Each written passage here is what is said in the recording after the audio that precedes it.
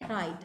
So we have been discussing about the changes that took place in the village. Now it is transformed into a town. And then in the first paragraph, we can see these changes. There were the crowds. So now that village has become a crowded place. And next we find filth that men had put upon it, upon the streets. So there is a garbage problem, and one walked with care for what might lie beneath one's feet or threaten from before behind. Right. So the village has become a filthy place, and there is a garbage thrown uh, material everywhere on the streets. So when you walk, you have to walk very carefully. And in this preoccupation is you are watching your step. You don't want to step on something filthy. This preoccupation forgot to look at the sun or the stars, or even to observe they had changed their setting in the sky. Right, so we can see that now the attention of the people is diverted to different directions. When they walk, they did not have enough leisure to observe other natural elements, because now they have to look at the ground and then walk carefully because of garbage thrown everywhere, and knew nothing of the passage of time save in dry frenzy by looking at a clock. And also we can see that now clock time uh, came to be in that village, and villagers are also now started to consult clocks, right? That too is a sign of modernization by looking at a clock. And earlier they looked at the sun and the shadows and then decided on the time. But for us who lived by the green, quiet fields, perilously close though these were to the town, nature still gave its muted message. Muted message is silent message. Each passing day, each week, each month left its sign clear and unmistakable. Right. And then still there is something of that former beauty of the village left in the outskirts of the town, right? For us who lived by the green, quiet fields, that is Rukmani's life, that is Nadan's life, that's the life of their neighbors as well. They were very close to the town, but still with a safe distance, right? So we can see, on the whole, we can see how nature is affected and environment is polluted now. And look at the next paragraph. And this paragraph describes that season, characteristics of that season, and it's a flowery season. And there are different types of flowers: periwinkles, jasmine, champak blossom, jacaranda, gold moha, right? So those are the seasonal flowers. Before Ira's time came for giving birth, now the girl is getting ready to deliver her baby. And next we find their customs. When my daughter was in labor, I erected a bamboo paling outside to warn my husband and son, as is a custom for those who have only one room and one dwelling. That is to keep away the males. So the one female is giving birth to a child and the males are left out. They are not allowed to enter. So according to their custom, Rukmani erected a bamboo paling outside to warn the male members of the family. So they are out of bounds. And then we can see, then look at this also. As is a custom for those who have only one room and one dwelling. And that speaks about their poverty. Most of them have only one room in their houses and then only one dwelling. And next we find, how Rukmani made that hut ready for birth. That acted as a labor room also. And uh, she brought the petals, flower petals, and then shaken about them and took them into her, right? That is, how she got them from the trees. And then Ira was very happy to see the flowers. And also, this place, I had scoured the hut and poured wet dung on it. I brought out the pellet of plaited straw I myself had used for Ira to lie on. Right, this too, like, uh, it's like a family heritage. And it was a mattress Rukmani had used when she was in labor.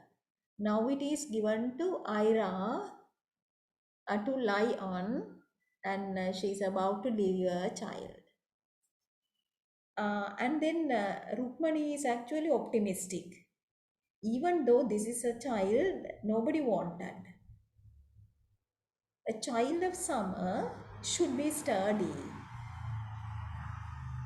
And then Ira too was in a good mood and said, he's healthy, I feel it.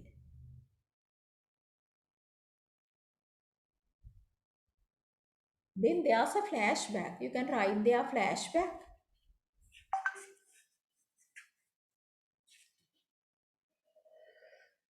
And Rukmani started to think about earlier births in the hut, how she delivered her children. Other births this very hut had seen. First Ira herself, then the long, long interval, and after that, almost every passing year, I bore a son. There had been hope and expectation, perhaps some anxiety before each birth. They were natural feelings.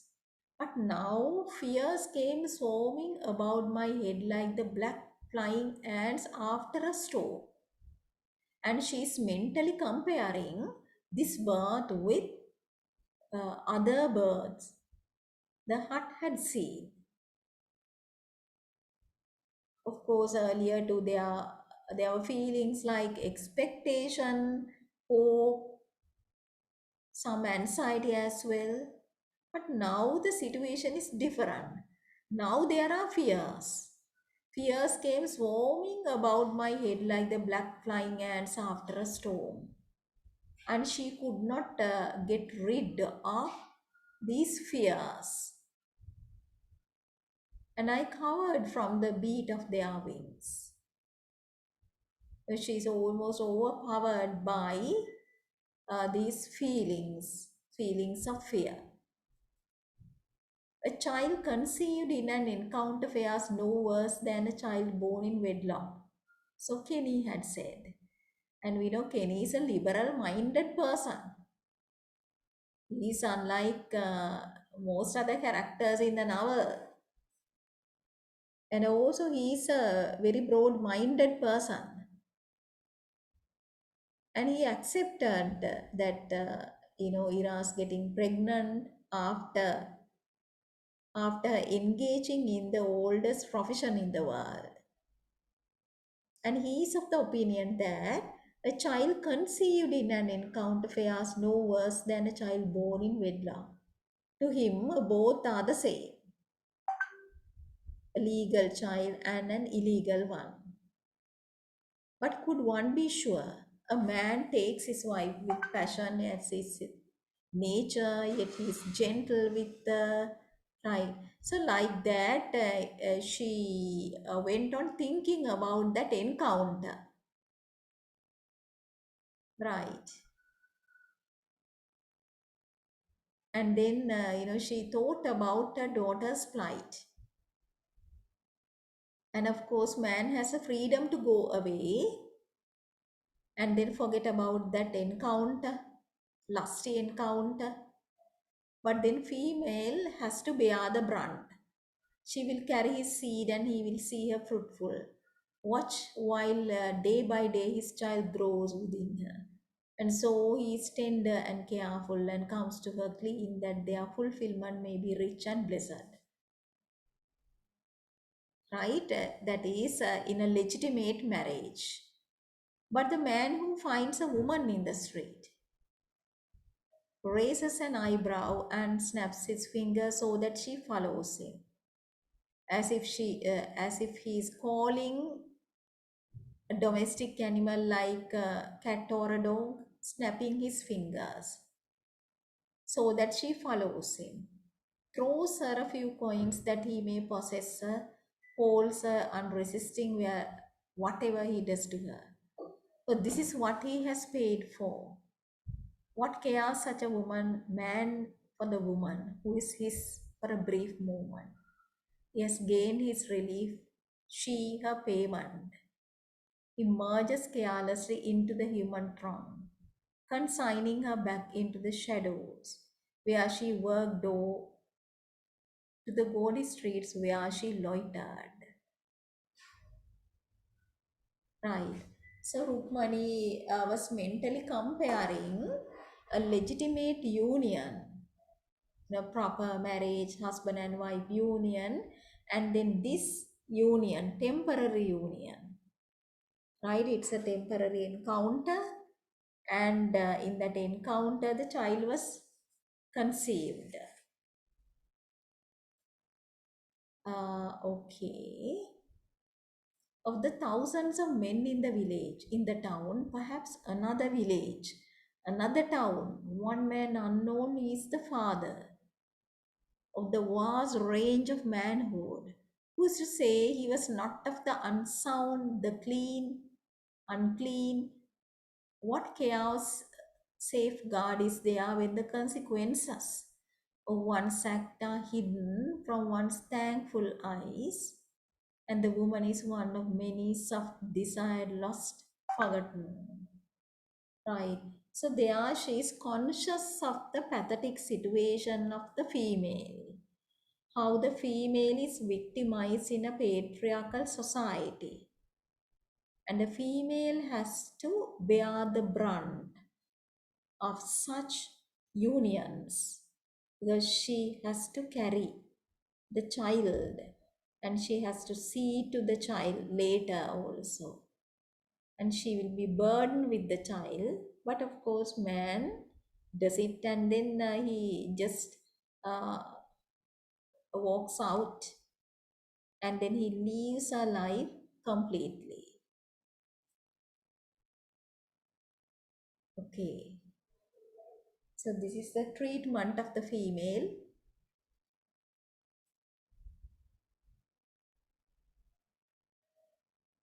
If Ira had any fears, she did not show them.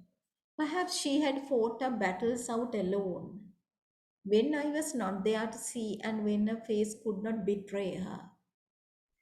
That is the strength in her character, right? Even though she is obedient, right, innocent, but then she has strength in her character. Perhaps her love for children swamped every other feeling. And we know she's a born mother, and she became a surrogate mother to her brother Kuti. She was meant to have children. I had always known that. It was a cruel twist of fate that gave them to her this way.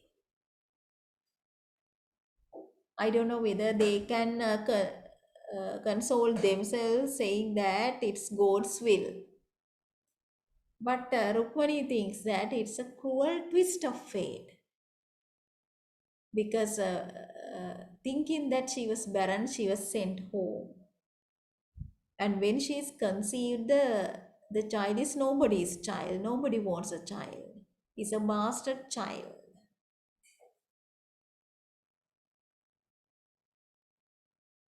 And after that, we find the beginning of labor. And then Rukmani was ministering to her, but then her mind was not at rest.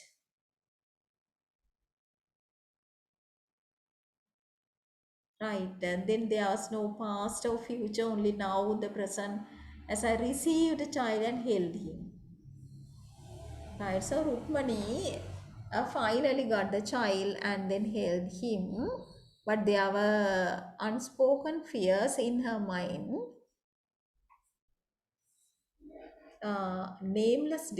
that is fears that were nameless descended on me and shrieked their message and were no more nameless.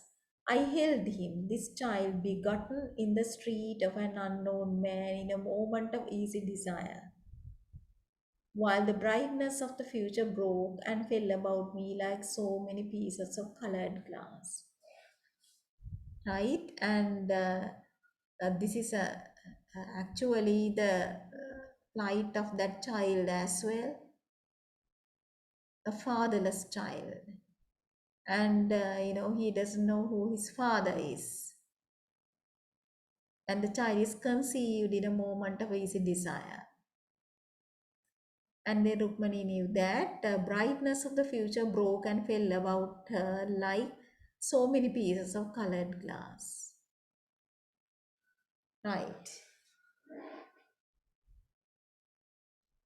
And then in the next paragraph, we can see that Rukmani was especially careful to cover the child from the mother. I did not want his mother to see. I washed him slowly and massaged oil into his body, hoping to mitigate the whiteness of it. Mitigate means lessen or alleviate the whiteness of it, hoping to give color to his skin. Right, so Rukmani was trying to darken the child by rubbing some oil onto his body.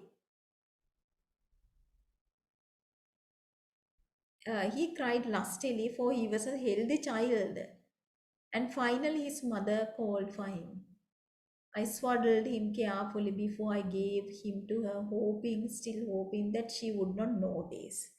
And Rukmani was taking precautions.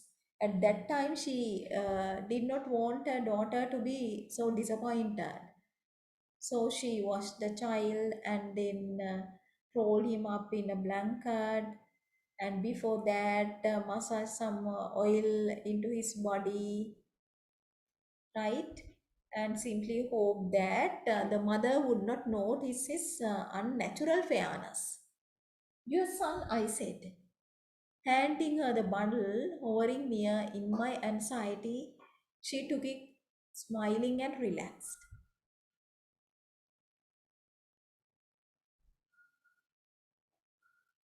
Next, the mother commented on the good appearance of the child. Lovely child, fair as a blossom. Fair, he was too fair. Rukmani did not speak these words, but these are the words that came into her mind. Fair, he was too fair. Only his mother failed to see how unnatural his fairness was. or to notice that the hair which grew slow and unwilling from his face was the color of moonlight, that is, having silvery hair.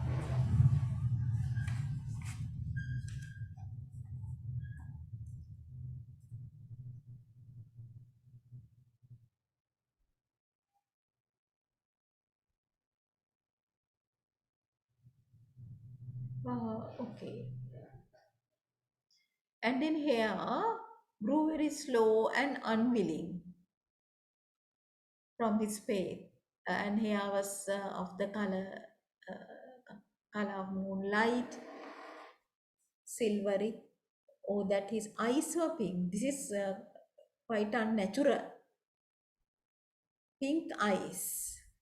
Sometimes I wondered whether her mind was gone, since she could not see uh, what was so plain to others. Okay, now Rukmani wondered whether Ira had gone out of her mind, whether her mind was gone, that is, going out of her mind.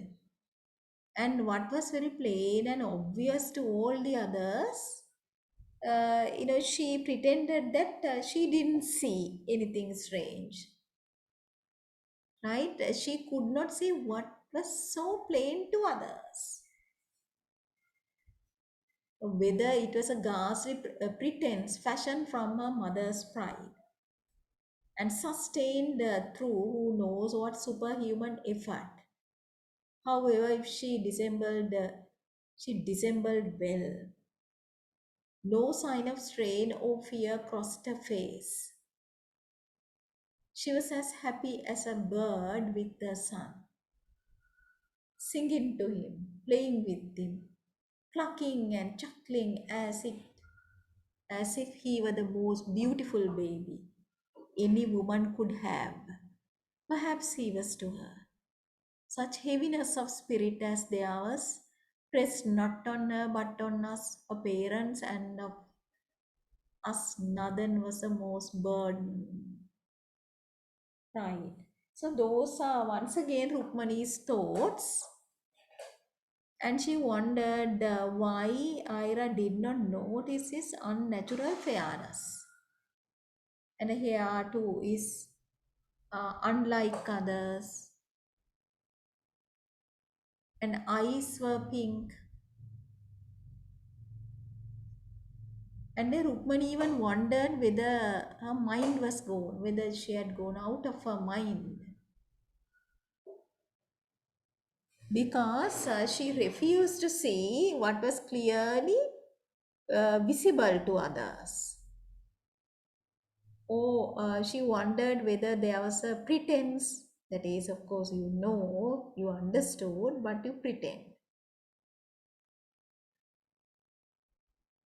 Right. And then no sign of strain, no fear crossed her face. And then very happy with the sun. Right. Clucking and chuckling as if he were the most beautiful baby any woman could have. Perhaps he was to her.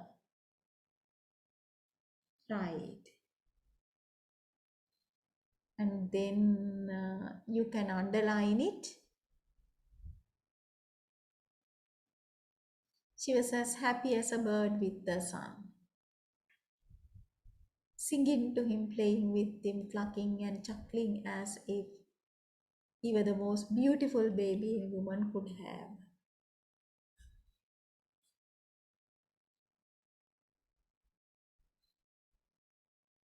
Right. And then Rukmani decided that perhaps he was to her, even though this child is an illegitimate child. Such heaviness of spirit as there was pressed not on her but on us, her parents, and of us nothing was a most burden. And let's see why he is so burdened.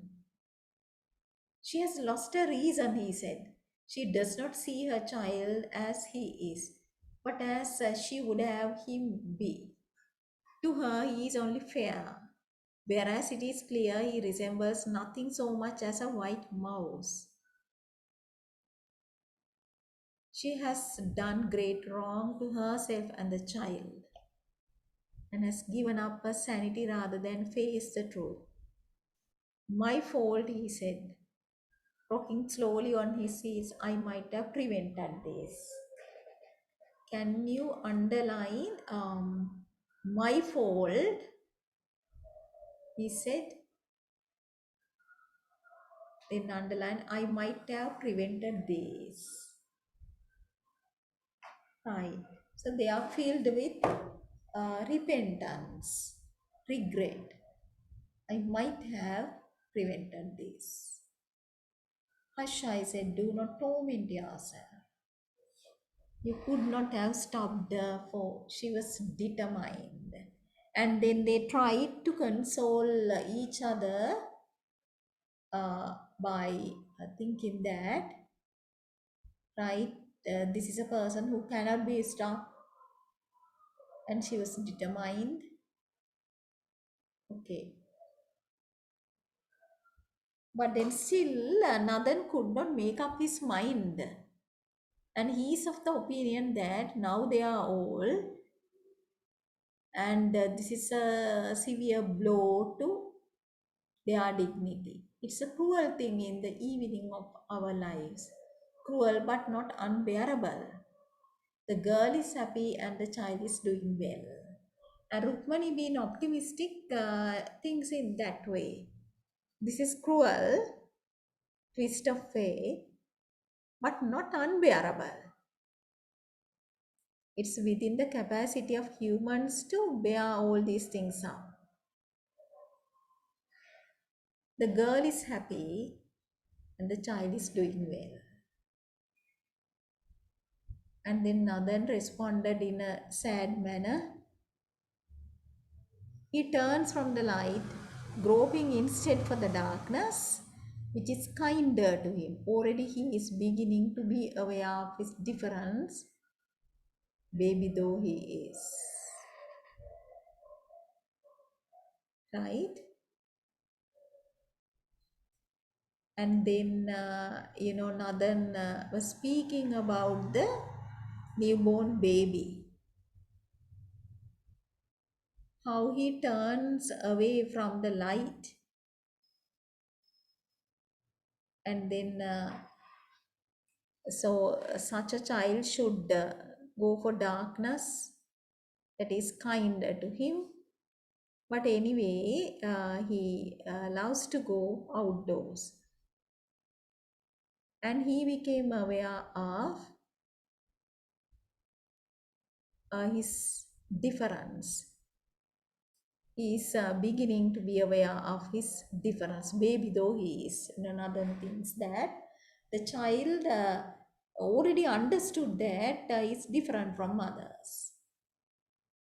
Right. So this is actually here we find it's like reaping the harvest, reaping the consequences, reaping the consequences of a former or past action. And then Rukmani did not want him to continue foolish talk. I said, he turns from the light because his eyes are weak. And he has told me it is always so with such children. And Rukmani tried to defend, foolish. He turns from the light because still his eyes are weak. And Kenny, the doctor, advised that it was natural. And it was usually the case with children, some children. It may be the one or the other, he replied. Who can be sure? But whatever the cause, the result is terrible. Sunshine is meant for men, darkness for bats and snakes and jackals for other such creatures. Right? So, in spite of his gentleness, there's stubbornness in him. In his pain, he was exaggerating. The child flinch only from direct sunlight within the hut or in the shade of a tree. Rukmani very often speaks in a philosophical way as well. Right.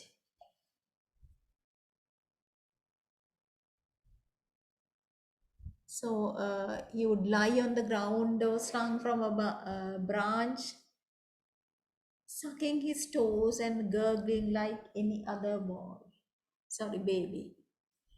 And I myself prefer not to see him in strong sunshine, for his pale, membranic skin was no barrier to the light which pierced deep into the flesh and illumined it to a hideous translucency. Apart from this, he burnt easily. Even an hour or so in the sun would bring up red, scaly patches about the neck and forehead and make him fretful, whereas my children had grown up in the open and thrived on it. Okay, so we find the situation of the father, right? How Nathan blamed himself for letting this thing happen, and he seems to think that he was the one who was responsible because he was unable to take care of his own family. That's why Ira was forced by circumstances to do it. Okay,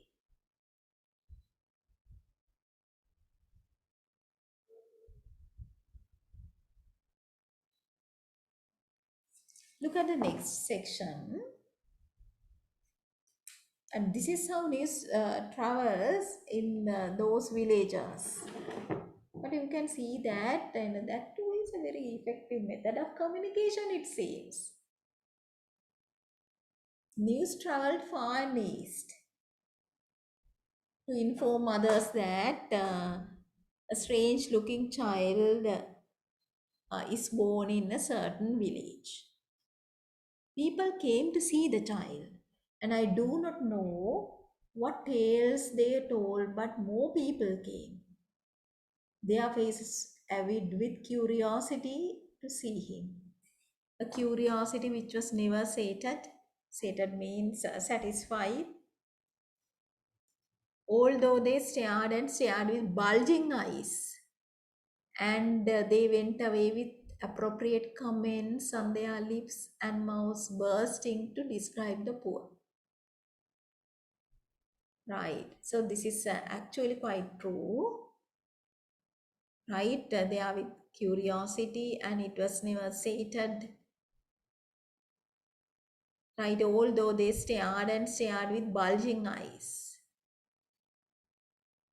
After that, these villagers go away and another lot comes in with appropriate comments on their lips and mouths bursting to describe the poor little albino mite. So you can underline this, right? Poor little albino mite. So the child is an albino child, white child,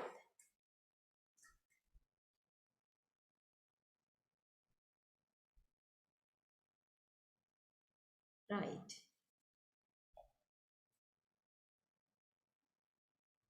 Move on to the next para. It was for us a prolonged ordeal. It was a trying period, extended period. Excuse me, give me a second.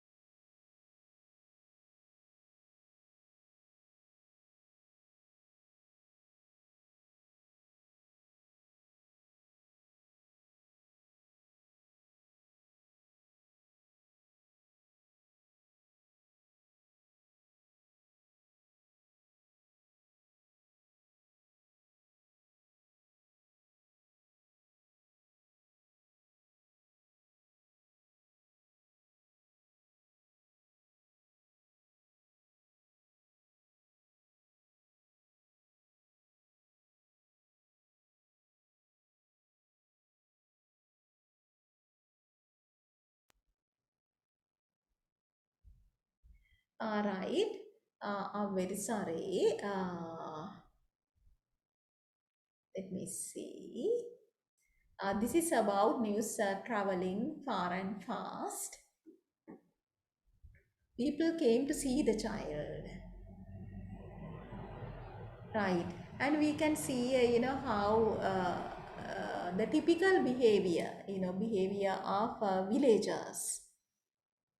And then most of them are actually gossip mongers, right? And from different places, people came to see this strange child, albino, poor little albino mite. Okay, right.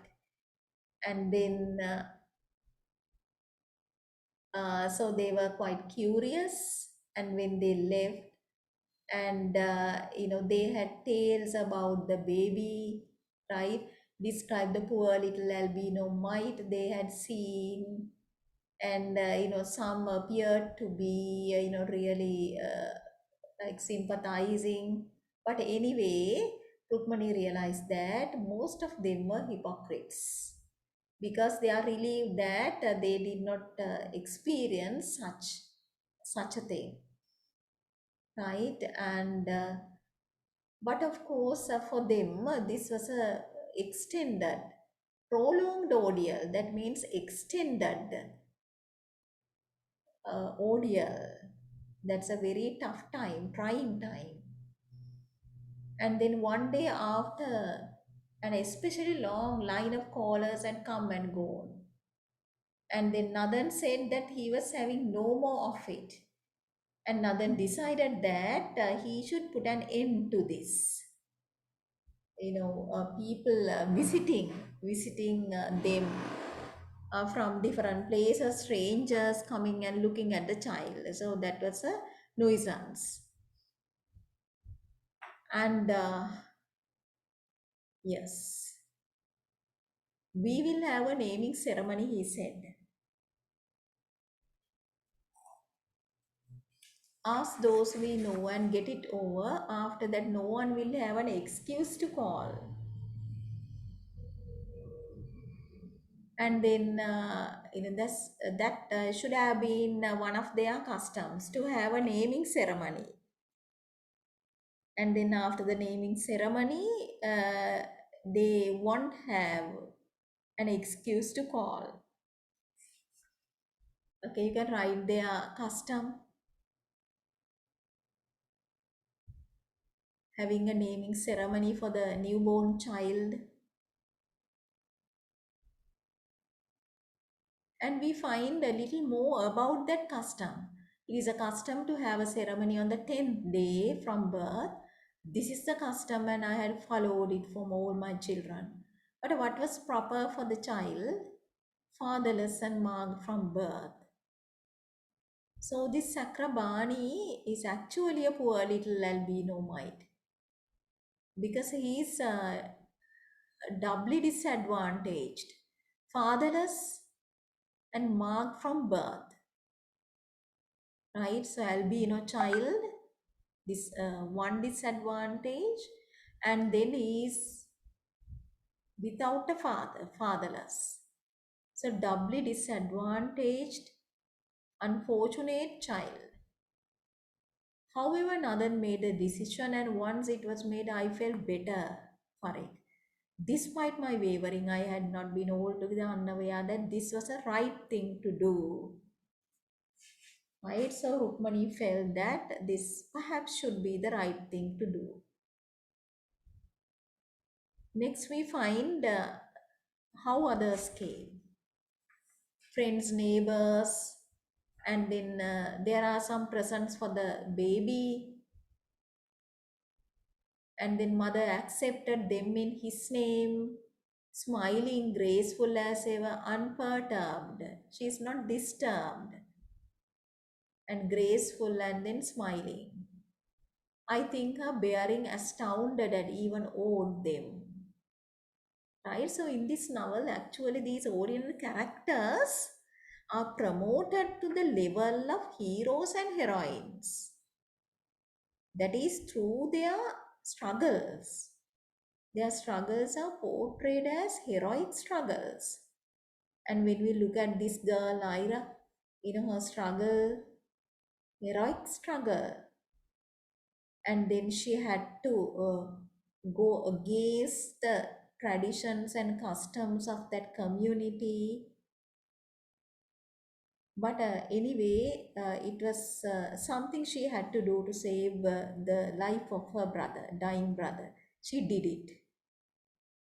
And then now, at this moment also, she was not withering because of shame. This humiliating that you are showing the whole world that you have got this child, a fatherless child. But anyway, she bore it very well, smiling, graceful, not disturbed.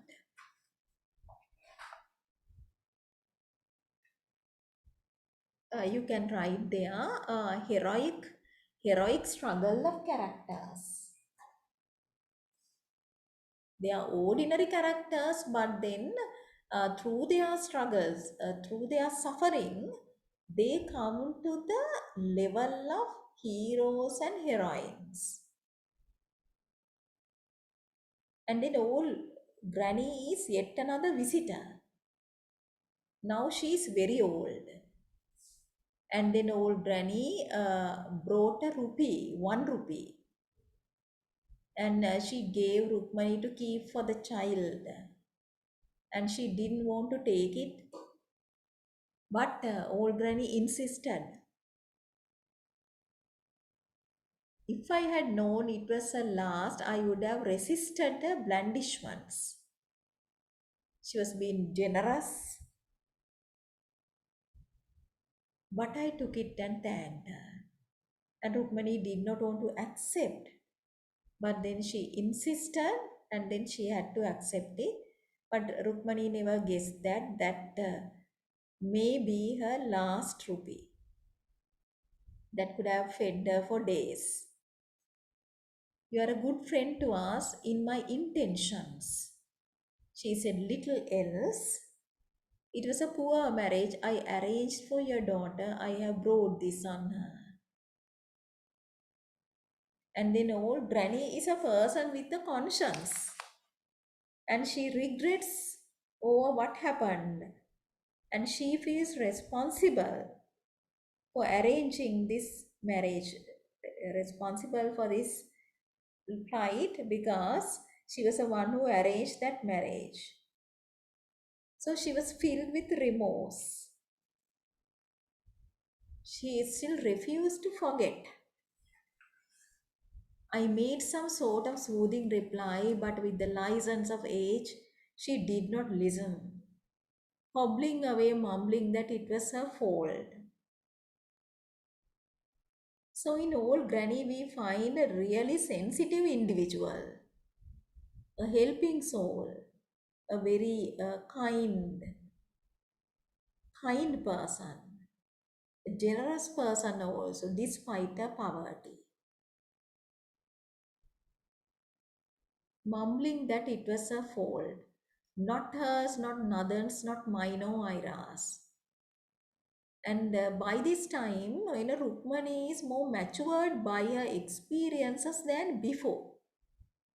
And she understood that the fault is not in her, not in Nadan, not in Rukmani, or not in Ira. Not the man's, Kenny said. A freak birth. And Kenny said it was not the fault of the man because this is a strange one, peculiar birth. Who's the blame then? I thought wearily. Wearily means tired. Blame the wind and the rain and the sun and the earth. They cannot refute it. They are the culprits. If you can't blame others, you have to blame natural elements, thinking that they are the ones who did this. Right. And then Nadan advised Rukmani not to think about it. Give it a rest, give it a rest, he advised. He is a concerned husband. He cares for his wife. He does not want his wife to think too much about this. I was relieved that Kali was garrulous. Garrulous, we know, she's very talkative. And she was given the nickname Chatterbox. And once Nathan said that her mouth should have been stitched. Right? She's garrulous, had not come. She's very talkative, and she is what we call as thinking aloud person. She does not think and then speak, but just thinking aloud. Had not come, but it was a short-lived relief. She had been suffering from one of her periodic attacks of ague. That's a kind of fever. And as soon as she had got rid of it, she came waddling. For she had put on a lot of fat when prosperity had returned to the land, waddling like a duck, because now she has become fatter than before, because now prosperity had returned to the land. So the land experiences ups and downs. At one time, it experiences drought and then famine and some other natural calamities. But then at other times, it had seen a prosperity. So once again, the land is prosperous. I would have come before, she puffed, but for the ague. The shivering was bad this year, and the fever. I tell you, I hardly know how I survived. She lowered her voice confidentially. You know how it is. Not too easy at my age. I hope you are better. Well, one must not expect too much. Well enough, but I did not come to talk about myself. I looked at her without favor. It was plain enough why she had come. She lowered her voice again. Is it true about the baby? People say he is milk white. Of course, we can see that she has an unguarded tongue because her words actually hurt others, but she speaks without thinking. Is fair, agreed Ira equably. See for yourself. And she held out the sleeping child in her arms. Harley bent forward eagerly, quivering in her excitement, and at that moment, as ill luck would have it, the child woke, opened his weak, pinkish eyes, yawned, and began to yell piercingly. Carly stepped back as if she had been deliberately affronted, and such pity as she might have had in her perished. And suddenly, unfortunately, the child started to cry, opening his unnatural pinkish eyes. And then he started to yell piercingly. And she said, frankly, he looks peculiar, not a bit normal. Whoever heard of pink eyes in a human child, intimating that this can't be a human child. There are stories about non-human children, right? I did not know what to say. Nathan was looking at us sourly. He had never liked her. Ira's face was strained and taut and queerly defensive, as if she had been hurt and was wondering where the next blow would fall. So she was very hurt.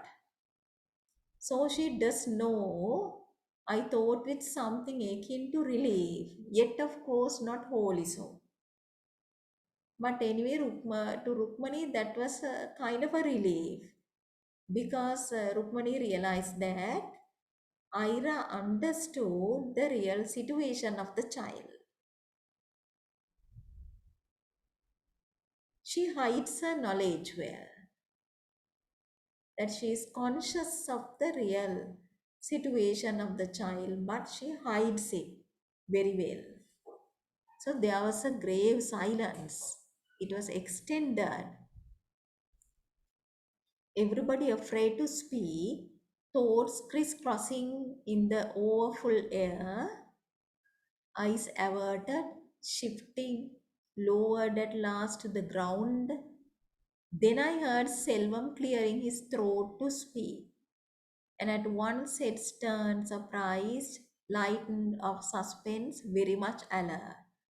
So that was an embarrassing moment for everyone because there was an extended silence. And then Ira was actually, she was humiliated. And then they did not know how to respond to Kali. And Selvam did something to break the ice. He cleared his throat. And then all are surprised. But anyway, suspense is gone now. Just a matter of coloring, he said, or lack of it. It is only question of getting used to who is to say what color. This color is right and that is not. And these are actually the words of an adult, matured words, even though he is still a teenager. He said it's just a matter of coloring or not having enough color. And it's a question of only getting used to it. Who's to say this color is right and this is not? The words of a boy, Selvam was not 16, shaming us all. So it is like a lesson to others as well. Because he came to the defense of his sister, but not at 16. But pink, Kali began. A pink-eyed child is no worse than a brown-eyed one, he said, looking at her with cold, rebuking eyes. I should have thought your instincts as a woman if nothing else would have told you that. And there he is very strict, right? He is firm, right? Strict and firm, right? Your instincts as a woman, if nothing else would have told you that. And then next he turned away contemptuously. And after that, he completely ignored Kali and then started to pet the child. Began clicking his fingers to the child. Sakrabani, who had been screaming vigorously, began to quieten down. He gave one or two more tentative wails and then his mouth split in something like a smile and his fingers curled round Selva's. And this is a symbolic situation, symbolic action. Right, his fingers curled round Selva's. Right, because symbolically that is true because Selvam is the one who helps them. Selvam is a savior. His fingers curl round Selvam's. Selvam turned and smiled at us, raising eloquent eyebrows. Was not the child exactly the same as other babies? Had he not said so? Triumphantly, he turned to look for Kali, but she unnoticed had gone. Right? That serves her well, isn't that so? And then Selvam came to Ira's defense and against those vicious remarks. Right. And of course, we earlier learned that Ira was like a mother to Selvam, right? Many years younger to her, and she was naturally fond of children. Then, so that chapter 20 was mainly about Sakrabani's birth, Rukmani's fears, and how the others became a nuisance because of their extended visits, and Nathan taking a bold decision to hold a naming ceremony to invite anyone to come and then take a look at the child, but not afterwards. Right, and then we find old granny's contribution by 1 rupee, and then Kenny's opinion about this birth, a freak birth, and then Rupani realized that there's nobody to blame, nobody is the culprit. And then the chapter ended with Kali's visit and unkind and probing words, and how Selvam came to the defense of his sister and the child. Right, then let's move on. Chapter 21. In chapter 21, uh, we find few important things. To start with, we find the construction of the hospital, new hospital, that is to come up in the village very soon. And this is a much needed thing in the village. And also we find death of old granny, and then Selvam started his training, and soon he was able to treat minor cases as well. And also building this hospital is not that easy.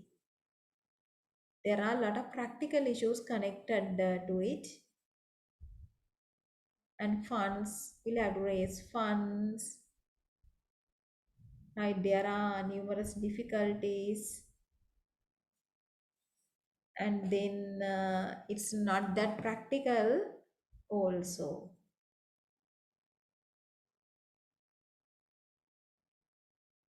Right, then shall we look at from the first para?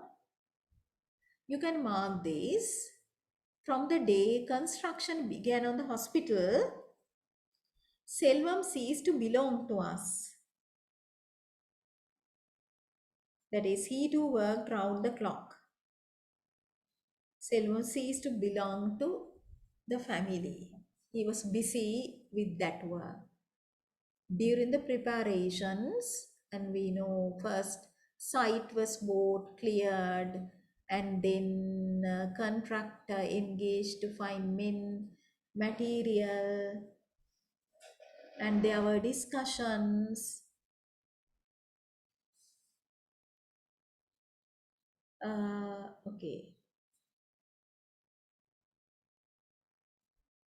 He spent his time with Kenny, his discussions with Kenny. Right. But then Rukmani did not know the content of their discussions. But on some days, he came home disappointed. Other days, elated. Another day, morose, dejected. So, like that. And then Rukmani understood that those he did not like those delays. So, it was a very difficult time.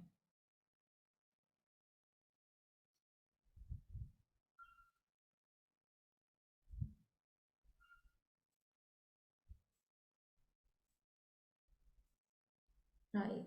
So the next part is about the construction work and the satisfaction they derived out of this. Right. So Selvam and Kenny were quite enthusiastic about it, but that is a massive project according to Rukmani. Uh, so it took about 7 years to complete. If things had gone as they had hoped, the hospital would have been completed within a year. An old granny would not have had to die in the streets as she did. There was nowhere else she could go. She had lived in the street and she died there. Day by day, she sat beside the torn gunny back, selling handfuls of nuts and berries, growing progressively older, more ragged, less healthy. So there we find aging and a process of waste in the body. She had no relatives left, no person on whom she had any claim. Certainly, there was no one to inquire whether she made a living or how much longer she could continue to do so. Better to avoid such questions, better to pass quickly by with a cheerful word than to stop and ask. For who would lightly take on the burden of feeding another mouth? Okay. Can you underline this? Who would lightly take on the burden of feeding another mouth? So the people are unable to feed another person. And we know once again, poverty is at the back of that.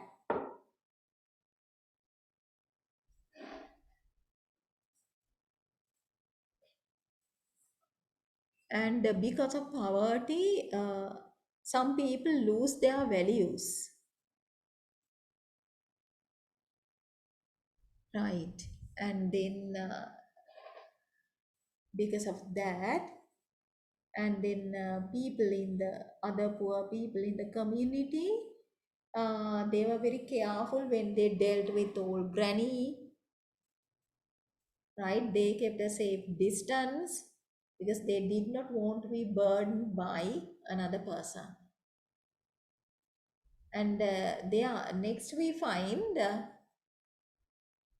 one day she quietly disappeared, and this speaks about old granny's death. You can write there, old granny's death.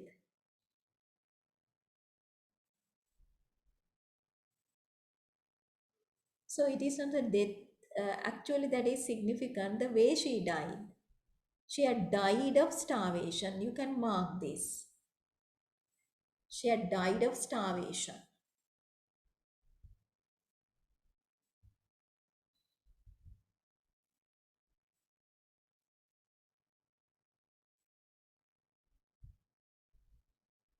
Once a human being is dead, there are people enough to provide the last decencies. So this section deals with the hypocrisy of people. Hypocrisy of people. And once they hear that a certain person passed away, they are eager to provide the last decencies. Perhaps it is so because only then can there be no question of further recurring assistance being sought. Death, after all, is final. I could not avoid the thought which came from my own uneasy conscience, harsh and bitter, as I watched them lift her up, light as dust, onto the bier. As mourners came with flowers, as oil and camphor were laid unstinted on the pyre, as rose water and sandalwood paste were sprinkled on her corpse.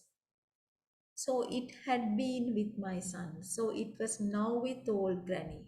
One day it might be the same for me, not all of us. A man might drift to his death before his time unnoticed, but when he was dead and beyond any care, then at last he was sure of attention, right? And this is somewhat philosophical. And she started speaking about hypocrisy of people and then degradation of humanity. And in the latter part of that paragraph, what you can see. Uh, yeah,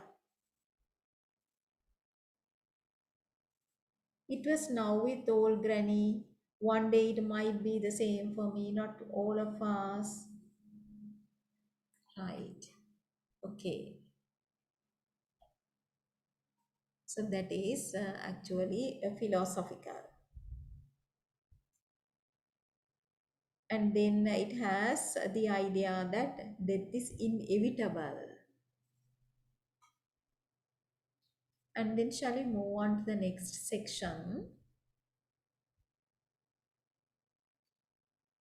And this is the aftermath of old granny's funeral. And after her death,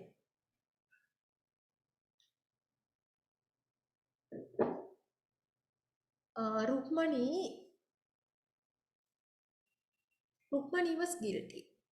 Right, the old granny's death bore especially hard on me.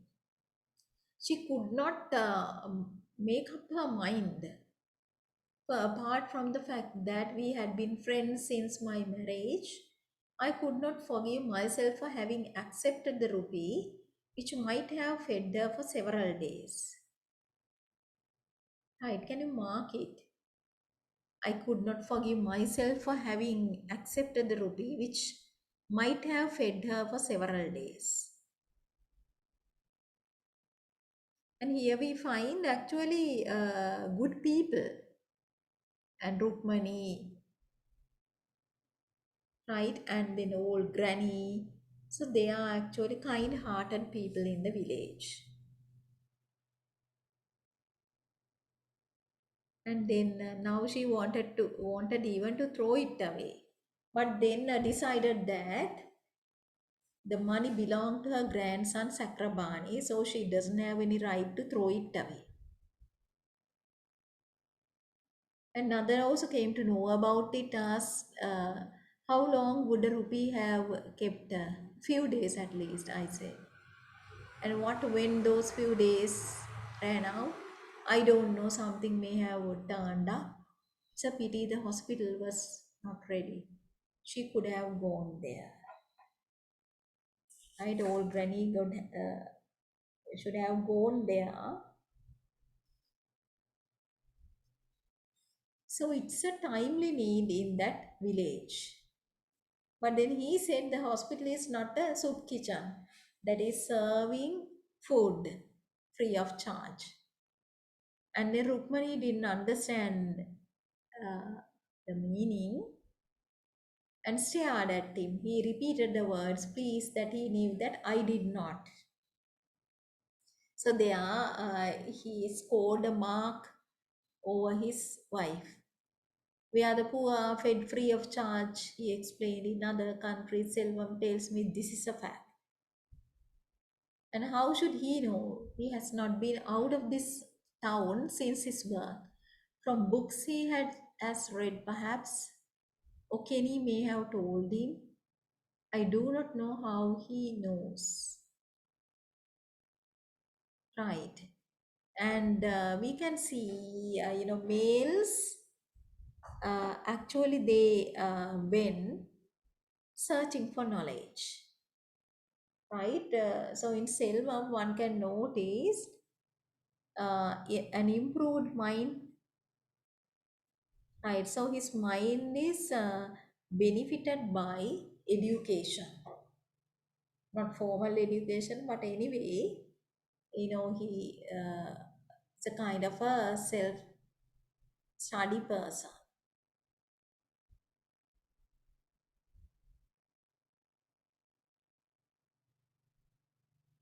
And then Rukmani and Nadan once again continue their discussion,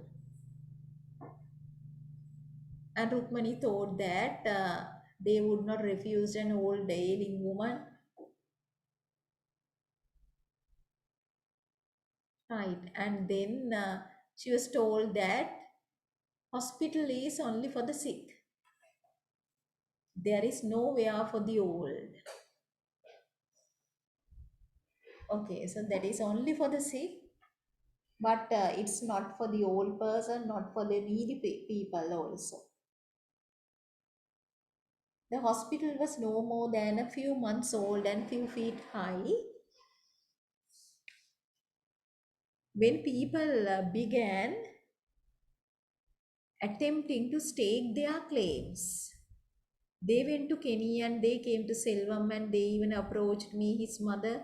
And from the numbers who came, I soon knew that not one tenth could enter. And what I of little perception knew, Kenny and Selvam knew twofold.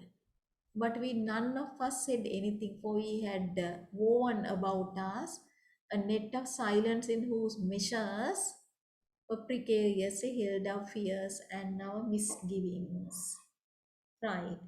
So you can write there, the hospital is a timely need. Hospital is a timely need.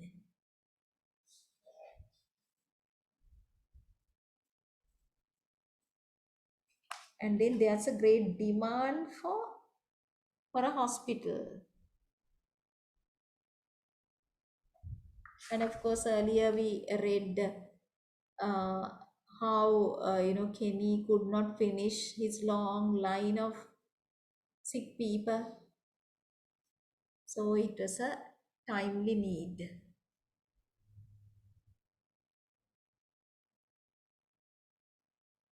And this is about the difficulties they had to face while constructing the hospital.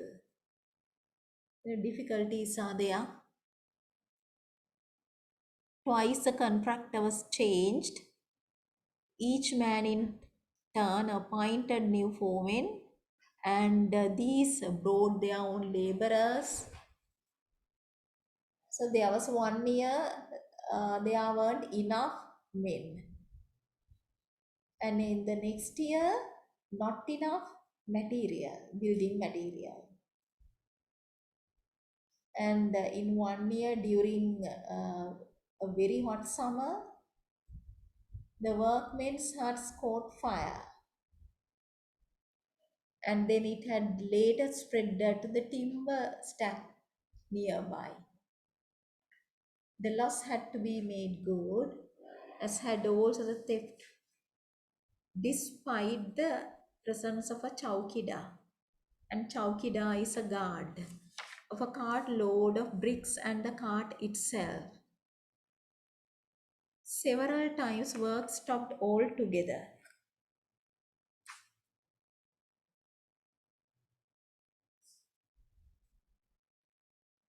For what reasons I do not know. While Kenny and Selvam strode about the deserted side in exasperation, dark as thunder, unapproachable, Kenny made frequent trips away from the town from which he came back and tired and often dispirited, but always work was resumed on his return. Perhaps, he had been out collecting funds for the hospital. Every pie has to be fought for, Selvam said. It cannot be easy.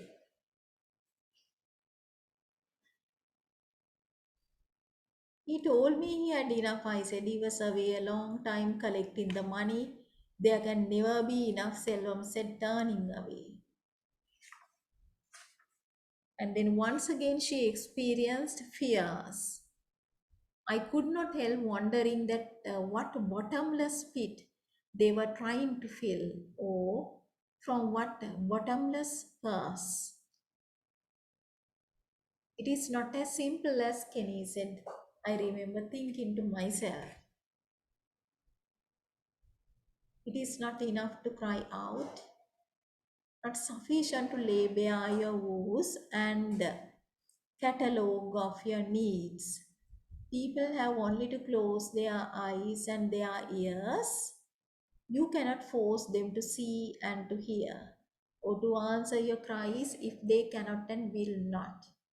Once I dared to say as much to Kenny, and he looked at me a little sadly and said there were other ways which he could not explain to me.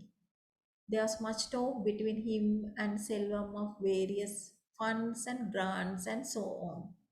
But I do not know whether anything came of these.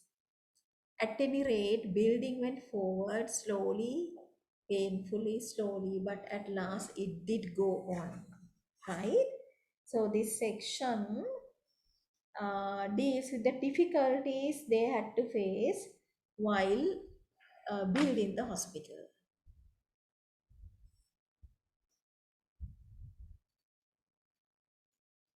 And then we'll move to the last section. Before long, Selvam began his training. The small whitewashed cottage was once again in use, with my son now assisting Kenny. By the second year of his training, he began treating minor cases by himself. And from then onwards, Kenny paid him a small wage,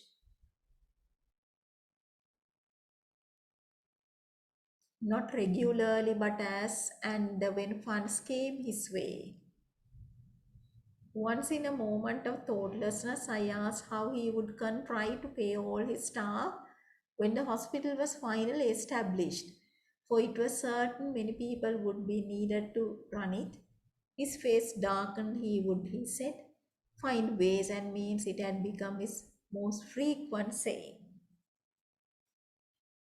right? That is finding ways and means. And it's clear that Kenny has a very strong will, and he's it makes uh, the the story progress well. And also Kenny is usually optimistic, but at other times he's moody. Right then, so in chapter 21, it's mainly about the construction of the hospital and how laborious the work is. Right, very tiring one, right? Not only physically but mentally as well. And then death the whole granny, Selvam's training,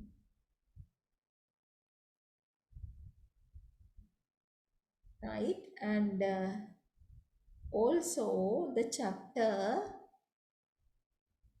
ended with Kenny's determination to move and work forward. Right, that's it.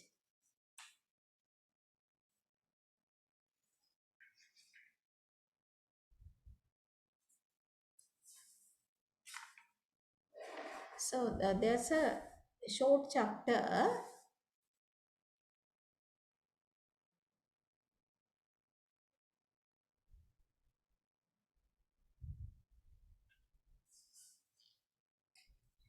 and the first chapter 22, the first paragraph is about the bond between the brother and the sister. Bond or attachment between Selvam, brother and sister, that is Selvam and Ira.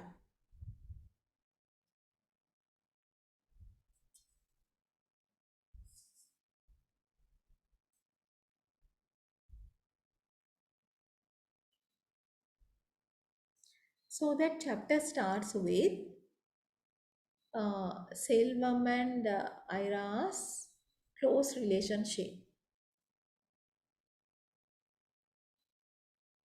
right? And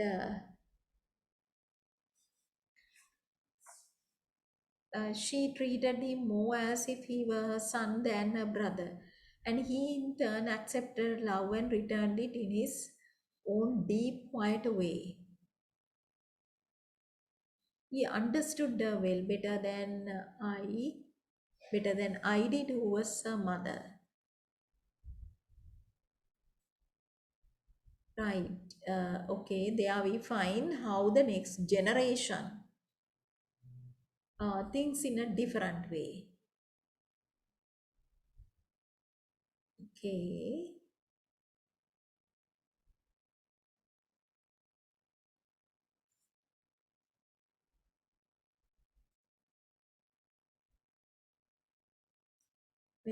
Yeah, have, can we mark this? She had been prejudiced against any kind of learning. That's about Kali. Underline this also, in her view, most of the troubles in the country sprang from the pages of books. That is an old fashioned response to it, right? That is, troubles sprang from the pages of books.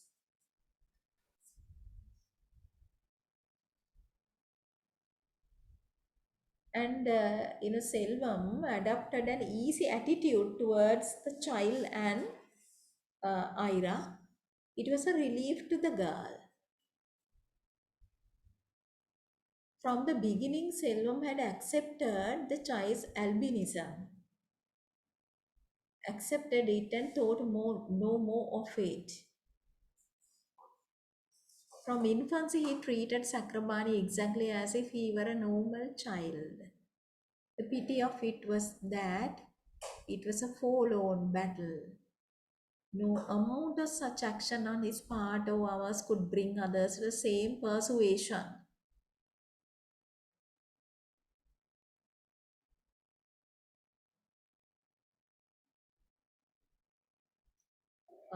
Okay.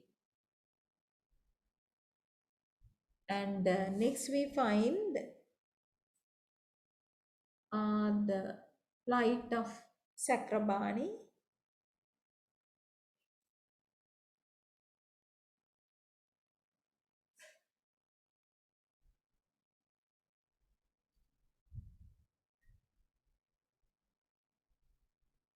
Sakrabani was isolated. One disadvantage, and he's treated a freak, white crow in a flock of black, a grain of wheat among the rice, right? Somebody who is like a misfit, somebody who does not belong to this. And of course, children too may have inherited adults' ideas. So other children never included him as a matter of course in their games. So they did not invite Sakrabani to join them. If they were short of a player or for some other good reason, they sometimes invited him to join them. And then sometimes, you know, uh, they were short of one player. And then when they cannot find another one, then they invited him to join them. So they were quite manipulative, opportunists, and hypocrites as well, even though they are children. But on no account was he to do so of his own accord.